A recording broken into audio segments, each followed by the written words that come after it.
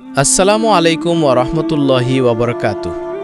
বন্ধুরা, জানো কি, এমন এক নবীর গল্প আছে যিনি জিন, পাখি, বাতাস সব কিছুর উপর শাসন করতেন, কিন্তু শেষ পর্যন্ত তিনিও মৃত্যুর হাত থেকে রেহাই পাননি। আজ শুনো সেই বিস্ময়কর ঘটনার কথা, হজরত সোলাইমান আলাইহিসসালামের মৃত্যুর অলৌকিক কাহিনী।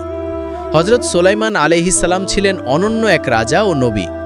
তার শাসনাধীন ছিল মানুষ, জিন, পশু পাখি এবং এমনকি বায়ুও।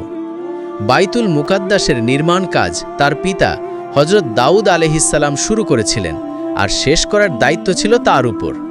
কাজটি চালিয়ে যাচ্ছিল অবাধ্য জিনেরা। তারা ভয় করত সোলাইমান আলাইহিসসালামের ক্ষমতা ও আদেশকে। কিন্তু যখন তার মৃত্যু ঘনিয়ে এলো, আল্লাহ তাআলা তাকে নির্দেশ দিলেন যেন তিনি মৃত্যুর জন্য প্রস্তুত হন। তিনি স্বচ্ছ কাঁচের তৈরি এক মেহরাবে প্রবেশ করলেন, লাঠিতে ভর দিয়ে দাঁড়িয়ে ইবাদতে মশগুল হলেন। এভাবেই তার প্রাণ বের হয়ে গেল, কিন্তু দেহ অনড় রইল লাঠির ভর ধরে। বাইরে থেকে জিনেরা ভেবেছিল নবী এখনও জীবিত, তাই তারা কাজ চালিয়ে গেল টানা 1 বছর। এদিকে আল্লাহ তাআলা তার লাঠিতে দাব্বাতুল আর্দ অর্থাৎ উই পোকা লাগিয়ে দিয়েছিলেন। উই পোকা আস্তে আস্তে লাঠি খেয়ে ফেলল। 1 বছর পর লাঠি ভেঙে গেলে সোলাইমান আলাইহিসসালামের দেহ পড়ে গেল মাটিতে। তখনই জিনেরা বুঝল তিনি অনেক আগেই ইন্তেকাল করেছেন।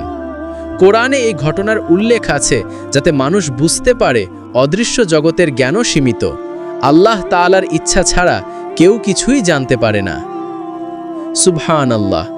আল্লাহ তাআলার কুদরতের এই নিদর্শন আমাদের শিক্ষা দেয় যে যত ক্ষমতাবান হোক না কেন, মৃত্যু থেকে কেউ রক্ষা পায় না।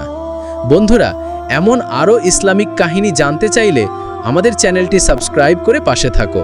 ওয়াসসালামু আলাইকুম ওয়া রাহমাতুল্লাহি ওয়া বারাকাতুহু।